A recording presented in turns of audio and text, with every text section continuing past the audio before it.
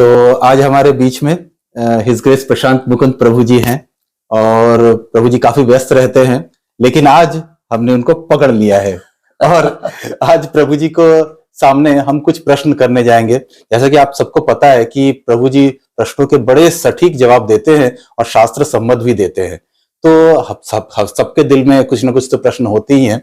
तो आज प्रभु जी हम बेसिकली गृहस्थ जीवन और बच्चों के ऊपर क्वेश्चन करेंगे, क्योंकि बच्चों पे क्वेश्चन तो हमेशा सबके दिल में होते हैं।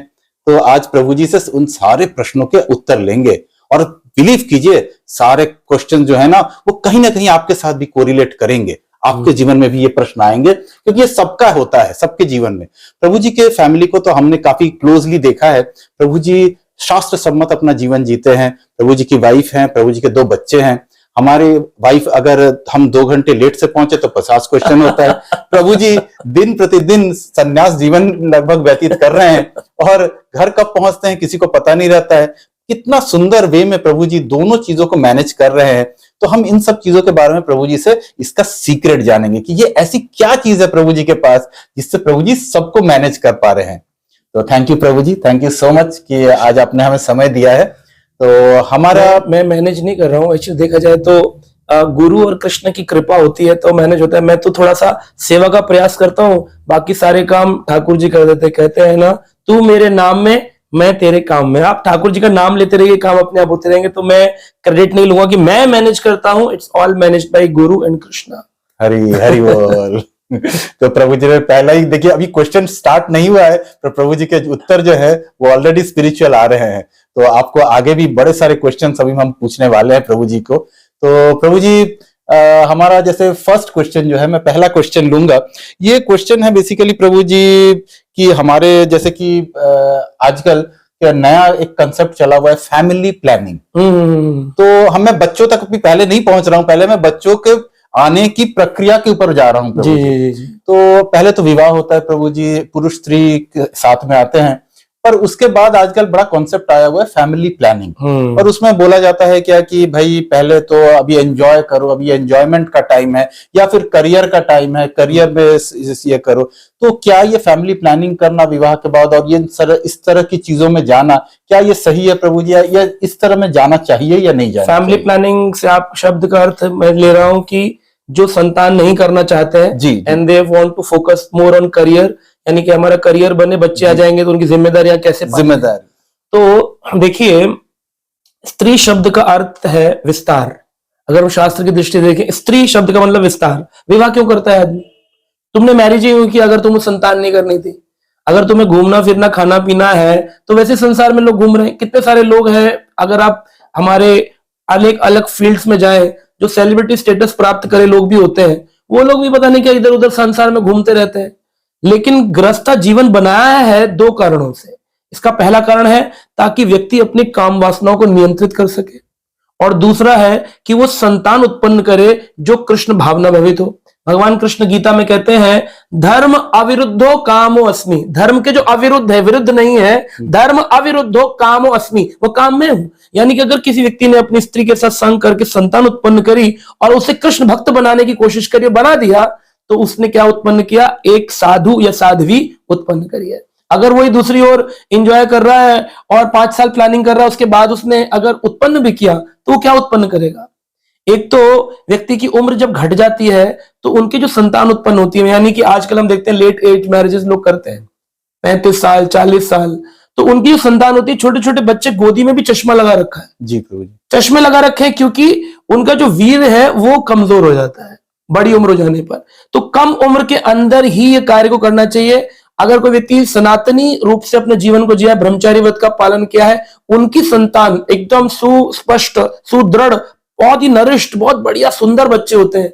और वही अगर व्यक्ति है जिसने अपने वीर स्खलन किए हुए हैं, और जिस व्यक्ति ने ब्रह्मचारी व्रत का पालन नहीं किया है, जिस व्यक्ति ने साधना नहीं करी है, उनके बच्चे कैसे होते हैं? कमजोर, वीक होते हैं, बीमार होते हैं। हर 3-3 महीने बाद, 4-4 महीने बाद बच्चे बीमार हैं। किसी को कोल्ड कफ हो रखा है, किसी को कुछ खांसी का प्रॉब्लम है, किसी को चश्मे लगे हुए हैं, किसी को डायबिटीज हो रखी है बच्चों को। तो ये सारा स्ट्रगल क्यों है? पेरेंट्स ने तो डिले किया मैरिजेस में, और दूसरा उन्होंने संस्कार पूर्ण बच्चे पैदा नहीं किए। तो ये भी तो संतान उत्पन्न करी। अब 10 साल बाद 50 साल के पिताजी हैं, प्लानिंग करते रहे, अब करियर हो गया, सब कुछ हो गया, आप बच्चे चाहते हैं, 50 साल के पुरुष के अगर बच्चा होगा, उसके बाल उड़ चुके होंगे, कैसा लगेगा? ये प्ले स्कूल में जा रहा है बच्चा लेकर के कि ये अंकल जी तुम्हारे साथ आए, कह रहे अंकल नहीं मेरे पिताजी हैं या दादाजी हैं।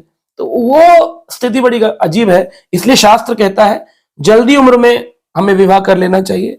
25-26 साल लड़की के लिए बहुत है आज के जमाने में, लड़के के लिए 28-29 साल, 30 साल, इससे ज्यादा लेट नहीं, 30 से ऊपर तो जाना ही नहीं चाहिए।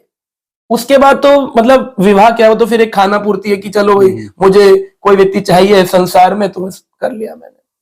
तो ये हमें सोचना चाहिए कि फैमिली प्लानिंग शास्त्रिक रूप से गलत है। संतान उत्पन्न करना और काम वासनाओं को नियंत्रित करने के लिए है, तो नियंत्रित कहां किया उन्होंने, तो उसको और बढ़ावा दिया। थैंक यू सो मच प्रभु जी। तो जैसा कि अभी आप सबों ने सुना कि प्रभु जी ने फैमिली प्लानिंग के ऊपर में शास्त्रों का क्या मत है वो बड़ा अच्छे से बताया, लेकिन बातों बातों में प्रभु जी ने एक बात बोल के चले गए कि शास्त्र सम्मत बच्चे या शास्त्रों के जैसा लिखा है वैसे बच्चे। ये बोलना तो आसान है, पर प्रभु जी प्रैक्टिकली ऐसे बच्चे कैसे पैदा करें? अभी देखो साइंस भी ऐसा कहती है, अगर आपको इंजीनियर बच्चा चाहिए ना, तो अपना थॉट प्रोसेस इंजीनियरिंग का करो। तो मैंने एक जगह पढ़ा था न्यूज आर्टिकल कि हस्बैंड वाइफ दोनों इंजीनियर हैं और दोनों प्लानिंग करते हैं, टेक्नोलॉजी के बारे में पढ़ते हैं, और पढ़ने के बाद जब उनका थॉट प्रोसेस में इंजीनियरिंग साइंस घूमती है, then they go for intimate relationships. उससे क्या होता है कि जो बच्चा होगा वो भी इंजीनियरिंग थॉट प्रोसेस का होगा। यानी कि थॉट के बारे में आज हमारा साइंस भी एक्सेप्ट करता है कि जैसा थॉट माता पिता का इंटीमेट रिलेशनशिप के टाइम में है, वैसा ही थॉट उस जीवात्मा के अंदर भी होता है, क्योंकि प्रकृति उसी संतान को लाकर के आपको देगी।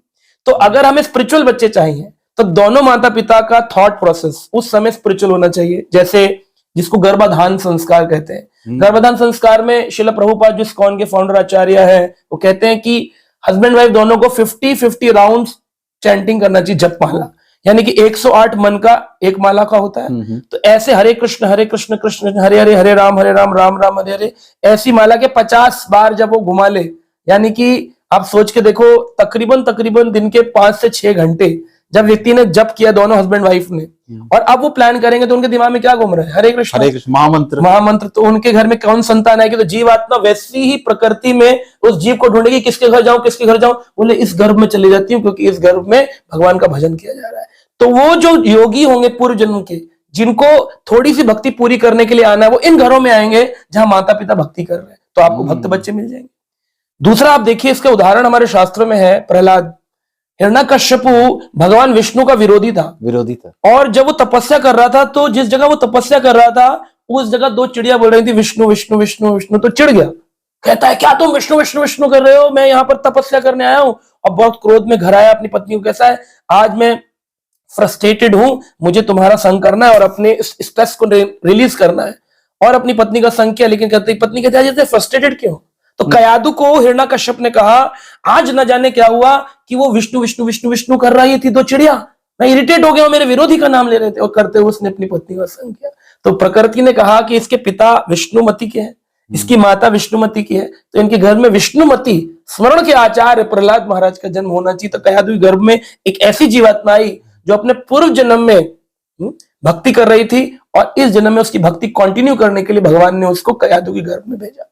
तो ये अगर आप माता पिता स्पिरिचुअल कॉन्शियसनेस डेवलप करें, लोग सोचते हैं बच्चा हो गया अब हम इसको भक्त बनाएंगे, भक्त बनाया नहीं जाएगा। भक्त तो बनाने के लिए वो जीवात्मा को कॉल, जैसे प्राण प्रतिष्ठा करते हैं विग्रह में, ऐसे गर्भ की प्रतिष्ठा की जाएगी, उस जीवात्मा को कॉल किया जाएगा, यू कम इनटू माय वूम, और तब फिर जाकर के आपको स्पिरिचुअल बच्चे मिलेंगे।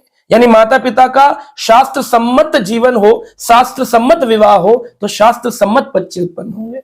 हरि बोल। तो आज आप सबों ने सुन लिया, अब ये फॉर्मूला नोट कर लीजिए, जिनके भी घर में अभी शादी होने वाली है या शादी हो चुकी है अभी अभी, अगर उन्हें बच्चे चाहिए तो उन्हें कैसे बच्चे चाहिए, इसका फॉर्मूला प्रभु जी ने बता दिया है। अब उस फॉर्मूले पे अमल करने की देरी है। तो थैंक यू प्रभु जी, ये भी बहुत अच्छा जवाब था आपका। तो हमारा जैसे तीसरा क्वेश्चन है प्रभु जी कि आजकल जैसे हस्बैंड वाइफ दोनों नौकरी करते हैं प्रभु जी, क्योंकि लोग की रिक्वायरमेंट्स बढ़ गई हैं, थोड़ा लग्जूरियस लाइफ लोग लीड करना चाहते हैं, तो इसके बीच में फिर बच्चे आ जाते हैं।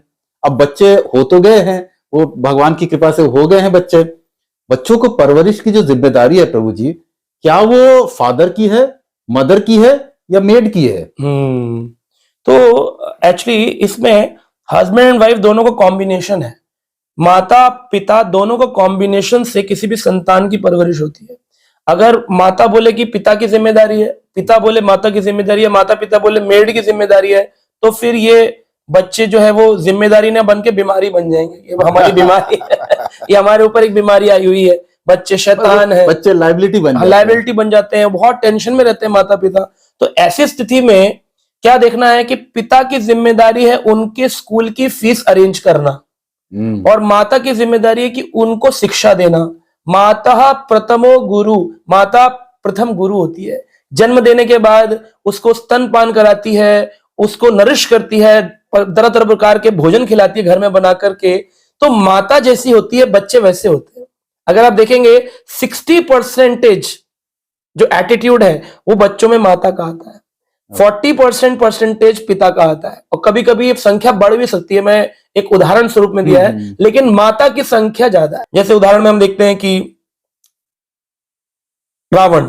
रावण के पिता विशर्वा ऋषि थे जी, ऋषि थे वो, और उनकी जो पत्नी है वो केकसी है, राक्षसी है। हाँ। तो केकसी के गर्भ में जब जन्म हुआ रावण, कुंभकर्ण, विभीषण का, तो विशर्वा ऋषि के संतान होने के नाते वो तीनों के तीनों भजन करते थे, तीनों भजन करते थे। तो रावण जो था, उसकी मां ने उससे एक दिन क्वेश्चन पूछ लिया कि मैंने तो सोचा था मैंने अपने घर में शेर का बच्चा पैदा किया है, मैंने तो गधे का बच्चा पैदा किया है।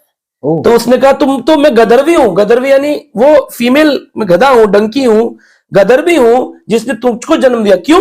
बोले वो देखो तुम्हारे कुबेर भाई को आराम से लंका में रहता है, पुष्प विमान में घूमता है, और तुम यहाँ तपस्या कर रहे हो, तुमने अपने पिताजी की परंपरा पकड़ ली।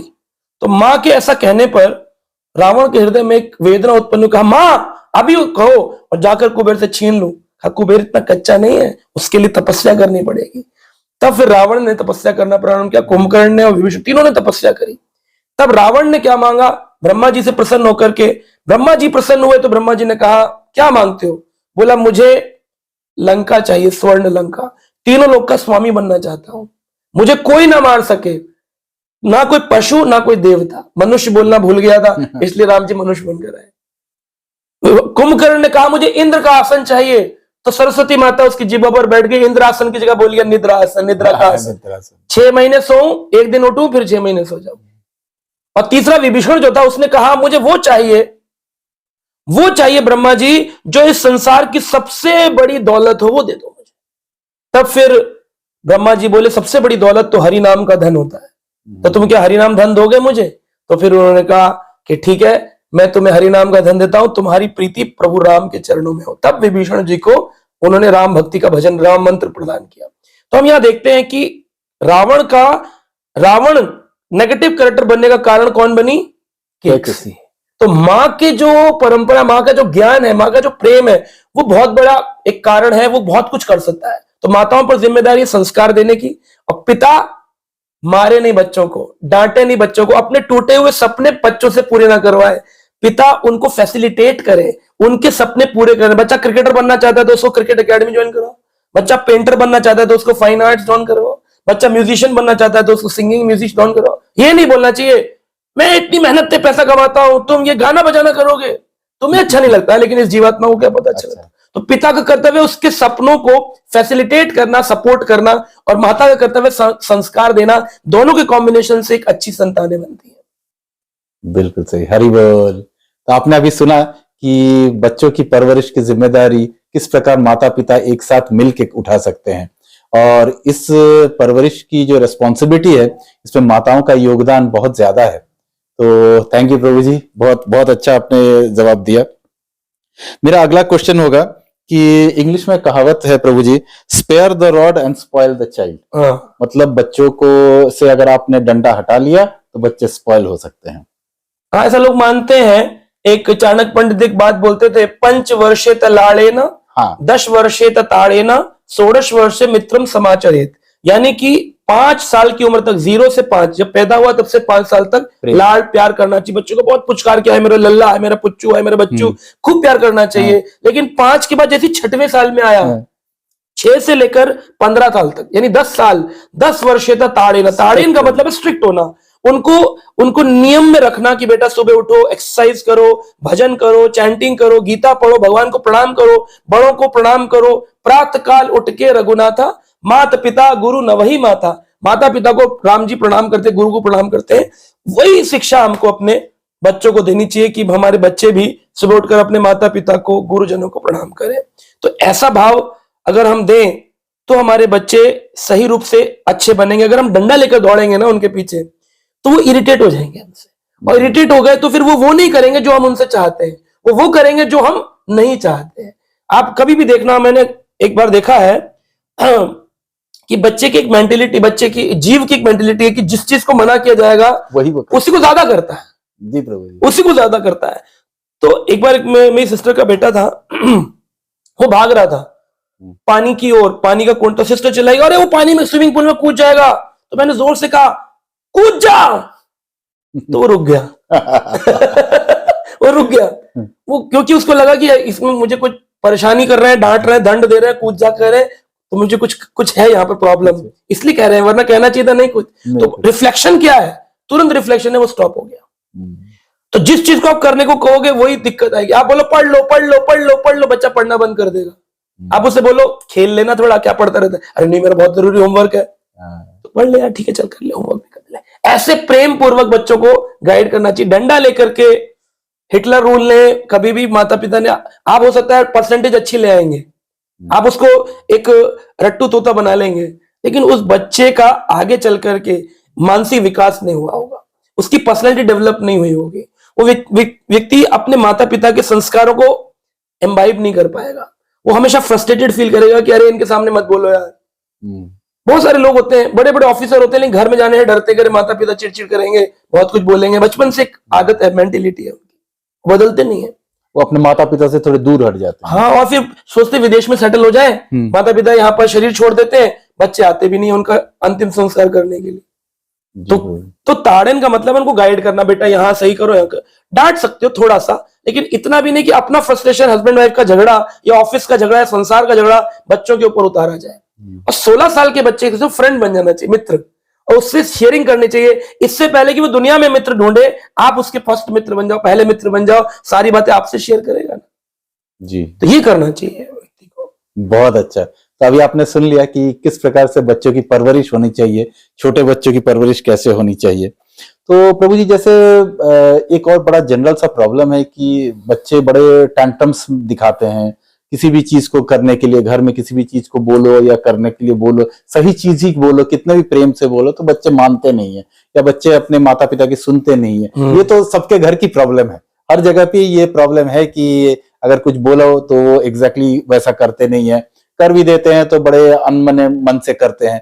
तो इस चीज को कैसे ये किया जाए प्रभु जी, इस चीज को मतलब बच्चों को कैसे कन्विंस किया जाए कि माता पिता ही उनके बेस्ट फ्रेंड है, जो उनको एडवाइस दे रहे हैं वो सही एडवाइस दे रहे हैं। फ्रेंड की तरह ट्रीट तो करो माँ बाप बॉस बन जाएंगे तो बच्चे कैसे उनसे शेयर करेंगे, है ना। जैसे क्वालिटी टाइम, कई बार लोग बोलते हैं मैं बहुत बिजी हूँ, मैं घर देखूं, ऑफिस देखूं, कैसे मैनेज करूं, मैं टेम्पल जाऊं, मंदिर जाऊं, इतना फ्रस्ट्रेट होते हैं बिकॉज वो खुद स्टेबल नहीं होते हैं, और खुद स्टेबल होने के कारण वो थोपते हैं अपनी जिम्मेदारियां बच्चों पर, पत्नी पर, ऑफिस के एम्प्लॉइज पर, ट्रैफिक पर, बहुत सारी जगह बोलते हैं, लेकिन खुद मिसमैनेज्ड व्यक्ति होते हैं। आप खुद मैनेज्ड हो, सुबह जल्दी उठें, भगवान के नाम का जप करें, कीर्तन करें, अपना माइंड स्टेबल रखें। हम जप इसलिए नहीं कर रहे हैं कि धर्म परिवर्तन कर रहे हैं, जप इसलिए कर रहे हैं कि आपका मन शांत रहे। मन शांत रहेगा तो आपकी प्रोडक्टिविटी अपने आप इंक्रीज हो जाएगी। तो always try to give everyone a quality time instead of the quantity time. Quality time देना चाहिए। क्वालिटी का मतलब क्या है, 10 ही मिनट बैठे, पर 10 मिनट ऐसी बात करें कि उस व्यक्ति को लगे कि इस संसार में केवल मैं ही इसका अपना हूं। क्वालिटी टाइम, क्वांटिटी टाइम नहीं कि 4 घंटे 5 घंटे बैठे हैं, दुनिया जान की बात हो गई। ये नहीं पूछा बेटा तुम्हारे स्कूल की पढ़ाई कैसी चल रही है, तुम बताए जा रहे हो मैं आईएएस बनना चाहता था बेटा, मैंने बहुत मेहनत करी, मैंने ये किया वो किया, तुझे कुछ करके दिखाना है, मैं तेरी कोचिंग ज्वाइन करवा देता हूं, मैंने फीस दे रखी है, देख उसका बेटा कितना आगे निकल गया। ये सब बातें नहीं। क्वालिटी टाइम मतलब, और बेटा तुमने क्या प्लान किया है, what do you want to become, तुम क्या देखते हो, तुम क्या बनना चाहते हो, अपने आसपास में तुमने देखा होगा, तुम्हें क्या मूवी अच्छी लगती है, तुम्हें कौन सा खाना अच्छा लगता है। ऐसे बच्चे की उसकी चॉइसेस पूछना, उसको हेल्प करना, उसको फैसिलिटेट करना, उसकी सपोर्ट सिस्टम बनना कि बेटा मैं तुम्हें आगे बढ़ाऊंगा। जैसे अब मैं हूं, मैं एक टीचर का रोल भी निभाता हूं, पेरेंट का भी निभाता हूं। जो मेरे स्टूडेंट्स हैं उनको मैं प्रेम से बात करता हूं, उनके घर की प्रॉब्लम सुनता हूं। सुनने वाला तो चाहिए कोई, स्कूल में झगड़ा हो जाता है बच्चों का, तो जब घर आता हूं, वैसे आता बहुत कम हूं, लेकिन जब भी घर आता हूं तो मैं बच्चों से 5 मिनट बैठ के पूछता हूँ, और तुम कैसा पढ़ रहे हो, गीता पढ़ रहे हो, संस्कृत पढ़ रहे हो, समय स्कूल में किसी से झगड़ा तो नहीं हुआ, टीचर ने क्या कहा, कहते नंबर थोड़े से कम आए हैं, टीचर कह रही थी पढ़ना बहुत पड़ेगा, हमने बहुत मेहनत की फिर भी कम आए। Number is not so important, important तुम पढ़ रहे हो, तुम मेहनत कर रहे हो। तो फिर बच्चे कहते हैं हमारे पिताजी, और बच्चे तो बताते हैं उनके पिताजी तो नंबर कम आने पे मारते हैं। मारना तो कोई सॉल्यूशन ही नहीं है। मारपीट से अगर दुनिया सुधरती तो सारी दुनिया मारपीट करके सुधर जाती, लेकिन मारपीट से कभी कोई नहीं सुधरा है। जब भी कोई सुधरा है तो हृदय परिवर्तन से सुधरा है। कल भी मैं कहीं गया था, तो वहां पर एक प्रभु जी मुझे मिले, कहते हैं आप इस्कॉन से हैं? मैंने कहा हाँ जी। कह रहे देखिए समाज में कितना चल रहा है, डंडा उठाइए और सरकार को बदलिए, इधर ये बदलिए, उधर बदलिए, इसको बदलिए, उसको बदलिए। टॉप सरकार तो बहुत अच्छी है, लेकिन मिडिल सरकार और लोअर ग्राउंड पर काम नहीं हो रहा है। मैंने कहा ये हो सकता है, सबकी दृष्टि अलग अलग है। तो मैंने कहा देखिए परिवर्तन तो प्रेम से होता है, डंडे के जोर पर कभी परिवर्तन होता नहीं। अगर हो भी जाएगा तो कुछ काल के लिए रहेगा, लेकिन उस काल के बाद में फिर वापस बैक टू द पवेलियन हो जाएगा।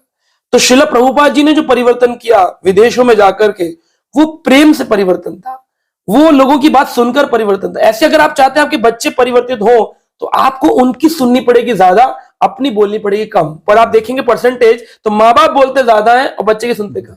और वो बोलने लगता तो कहते हैं बोलो मत, हमें सब पता है, ज्यादा मत बोलो, हमको मत सिखाओ। ये सुनना चाहिए उनका, सुनेंगे तो उनको कॉन्फिडेंस आएगा कि कोई तो है जो मेरी सुनता है, मेरे दिल की सुनता है। तो there should be emotional characteristics in the relationship between parents and the child. बहुत अच्छा प्रभु जी। तो आपने सुना आज प्रभु जी ने इतना इंपॉर्टेंट फॉर्मूला दिया है कि क्वांटिटी टाइम जो है वो इंपॉर्टेंट नहीं है, quality time is more important. 10 minutes can also सर्व।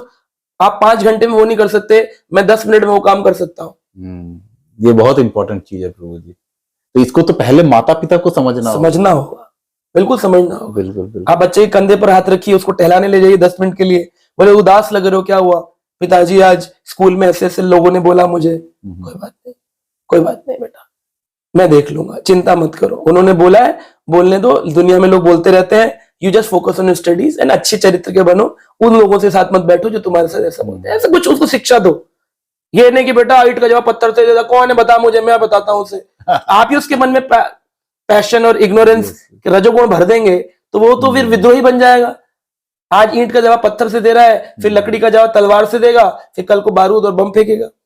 सही कहा प्रभु, है ना? तो वही हमें वो शांतना देनी है, वो समझना है कि किस तरह चरित्र का निर्माण किया जाए, है ना? इंस्टेड ऑफ मेकिंग दी बोलते हैं ना कि एक फिल्मी गाना आता था, उसमें बताते थे पहले कि ना हिंदू बनेगा ना मुसलमान बनेगा, इंसान की औलाद है, इंसान तो इंसान तो बना पहले, ह्यूमैनिटी तो सिखाओ उसको। चीटिंग सिखा रहे हैं, चोरी करते हैं, माँ बाप घर में वही बातें कर रहे हैं, मैंने आज उसको चीट कर लिया, मैंने उसको, बच्चा बैठ कर सुन रहा है, अच्छा मुझे भी चीटिंग करनी पड़ेगी तभी मैं पापा के जैसा बन पाऊंगा।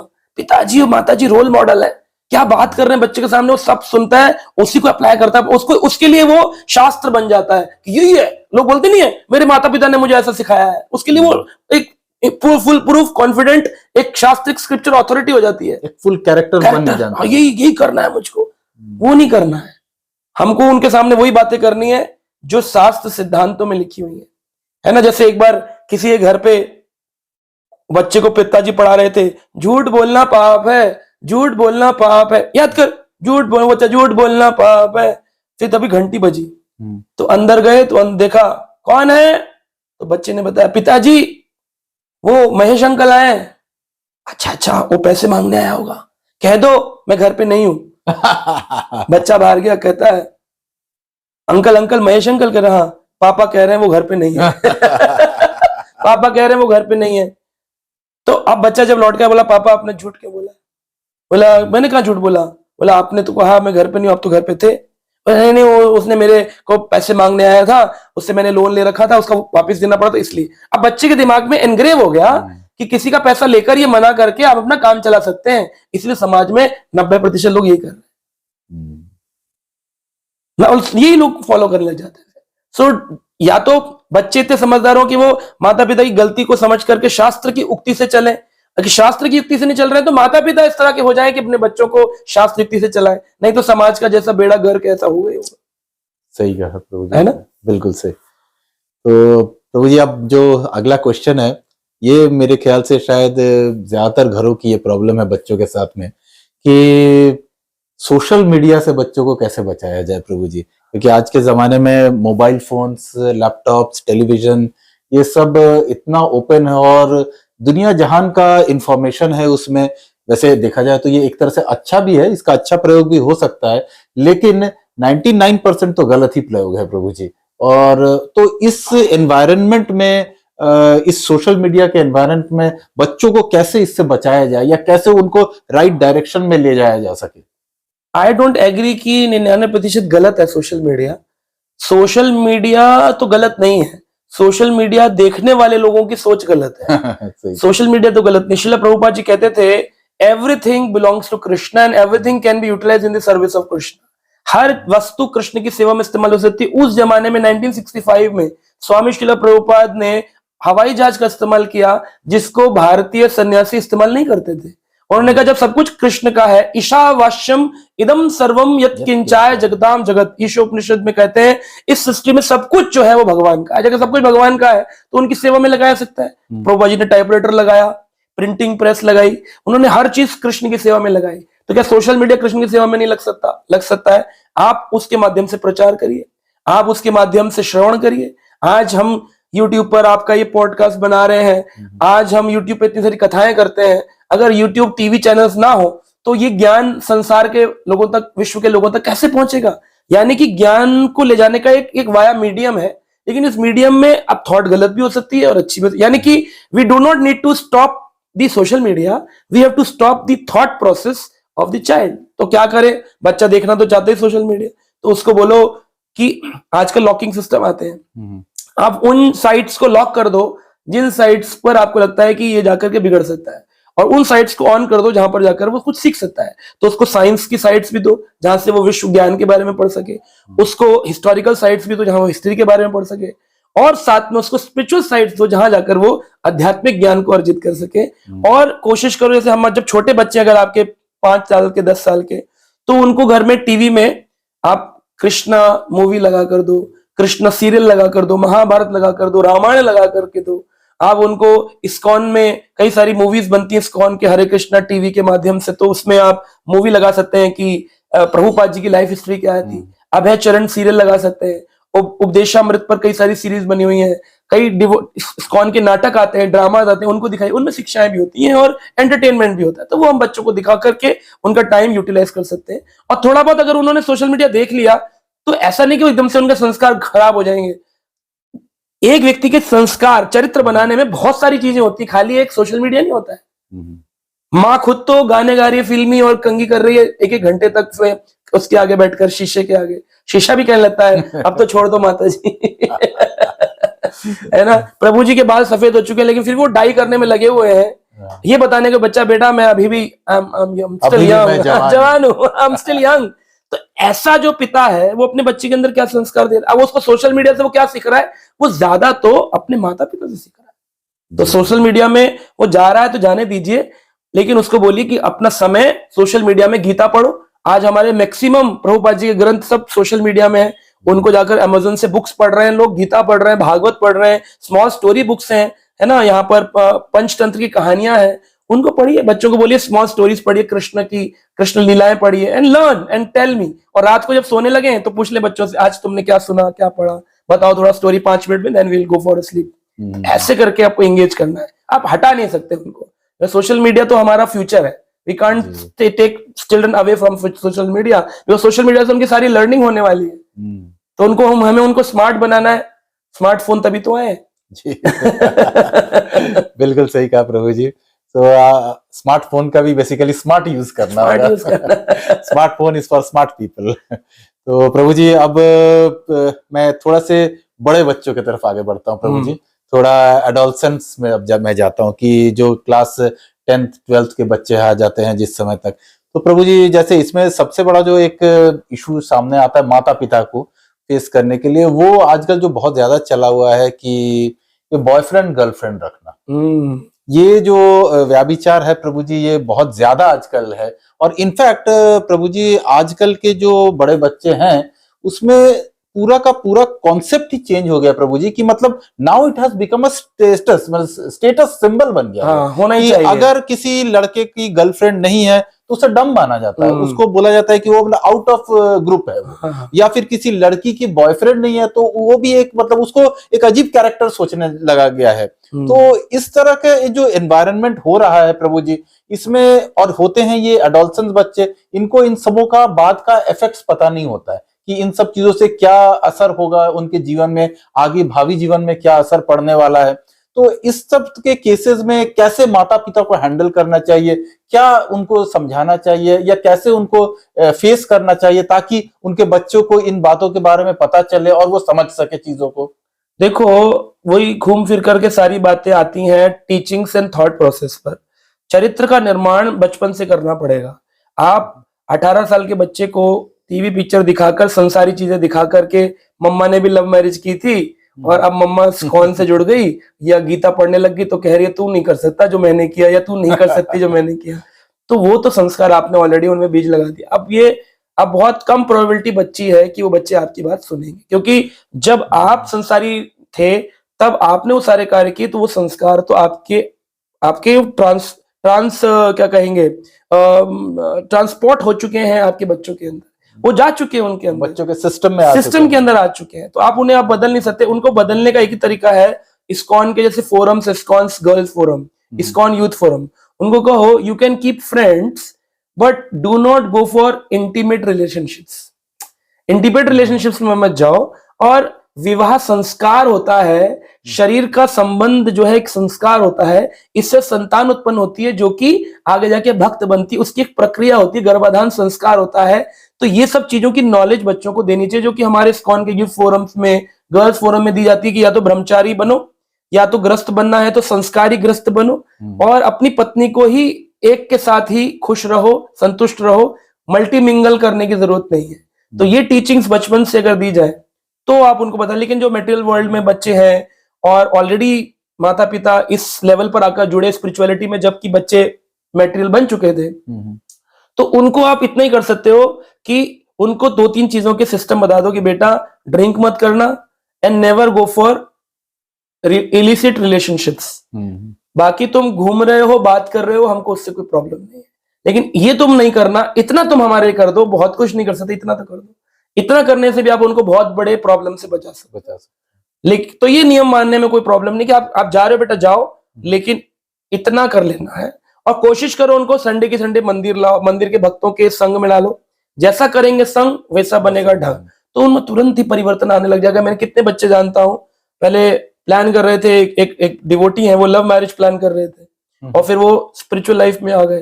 स्पिरिचुअल लाइफ में आने के बाद में उन्होंने मैरिज ही नहीं करी, अब वो ब्रह्मचारी बन गए। कह रहे ये लव सब नकली होता है, सब लस्ट है, इस संसार में ट्रू लव तो एग्जिस्ट ही नहीं करता है।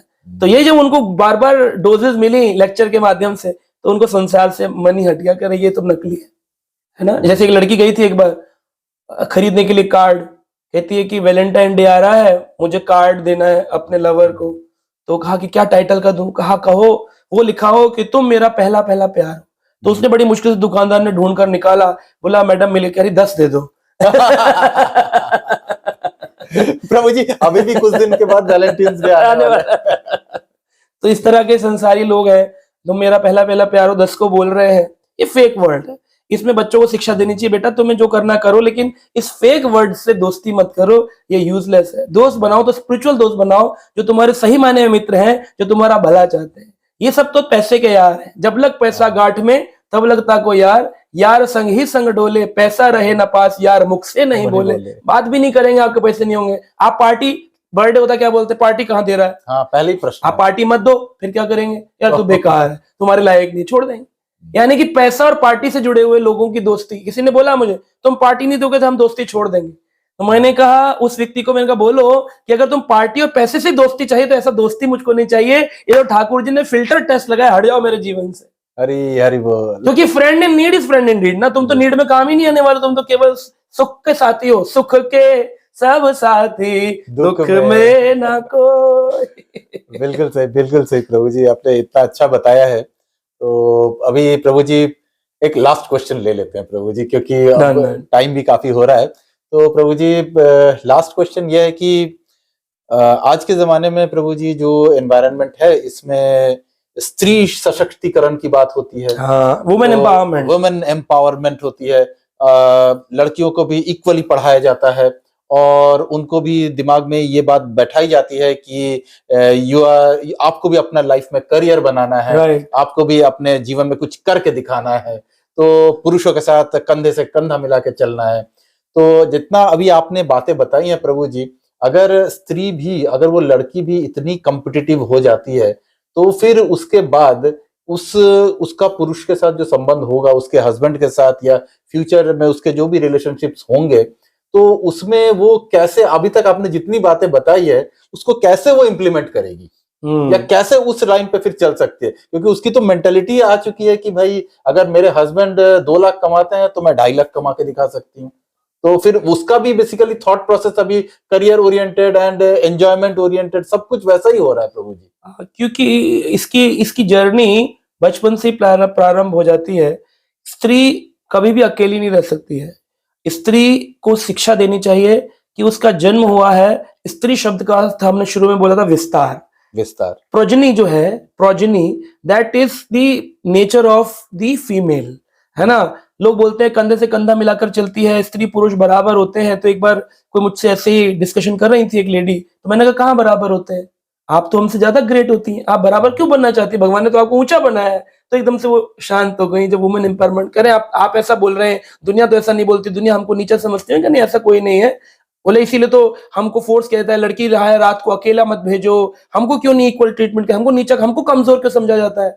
तो मैंने कहा हम आपको कमजोर नहीं समझते हैं, शास्त्र आपको कमजोर नहीं समझते हैं। आपके शास्त्रों ने तो सिखाया है हर जगह सारे गॉड मेल होंगे, फीमेल को कोई स्थान ही नहीं है। क्या बात करती है। हमारे 3 मेन डिपार्टमेंट है, तीनों स्त्री को दिए हुए हैं।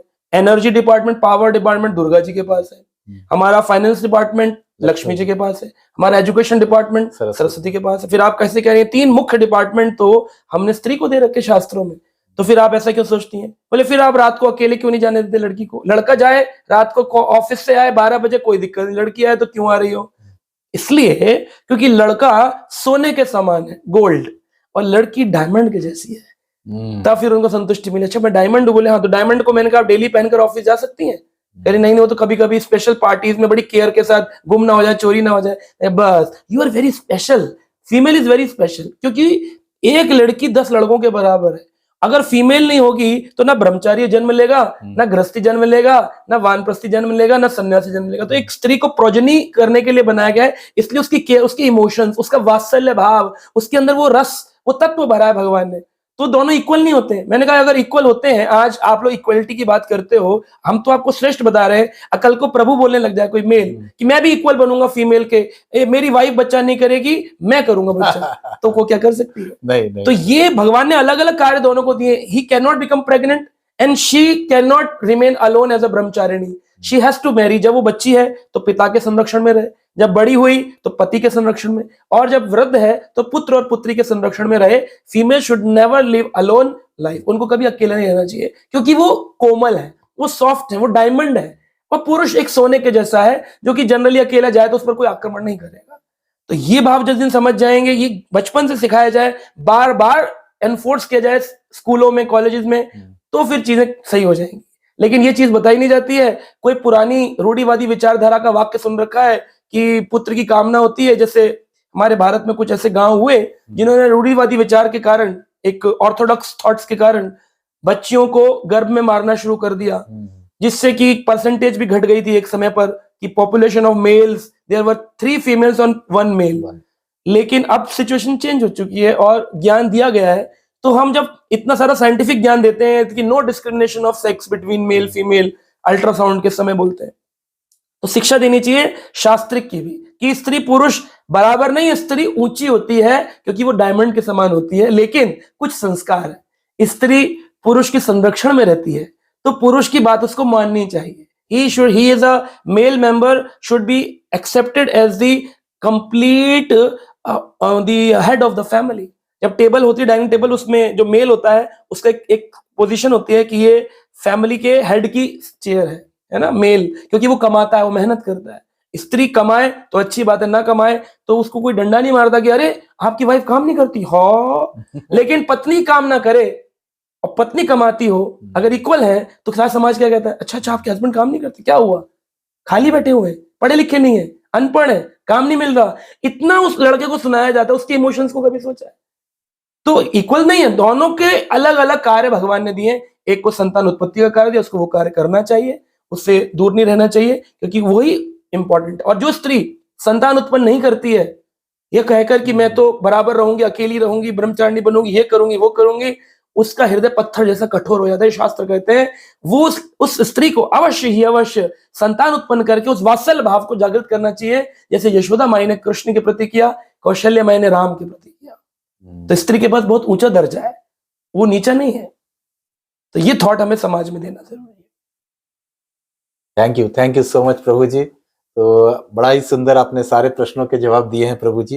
वैसे तो प्रश्न बहुत सारे हैं, लेकिन मुझे लगता है कि जितने बच्चों की परवरिश के लिए जरूरी हैं और जो general day to day life में हर पेरेंट फेस करते हैं, मैंने कोशिश किया उन्हीं प्रश्नों को, क्योंकि मेरे भी बच्चे हैं तो इसमें से काफी प्रॉब्लम्स मैं खुद भी फेस करता हूँ, तो मैं इसीलिए चाहता था कि देखिए शिला प्रभुपाद जी एक बात बोलते थे, पेरेंटिंग की सबसे ऊंची टिप है very lovable to your children.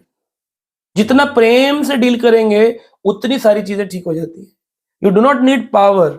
Charlie Chaplin की एक कहावत है, वो कहते थे कि love is sufficient to handle all the problems in your life, but you need power to win over something. आपको जीतने के लिए कि मेरा झंडा ऊंचा रहे हमारा, तो आपको शक्ति की जरूरत है। अदरवाइज आपकी जीवन की सारी समस्याओं का हल प्रेम पूर्वक अगर किया जाए तो बहुत आसानी से स्मूथली आप अपनी लाइफ को लीड कर सकते हैं। राइट। तो थैंक यू सो मच प्रभु जी। आपने सारे प्रश्नों के बहुत सुंदर जवाब दिए, शास्त्र सम्मत जवाब दिए। तो अब हम जल्दी फिर से प्रभु जी को पकड़ेंगे, कुछ ऐसे ही और प्रश्न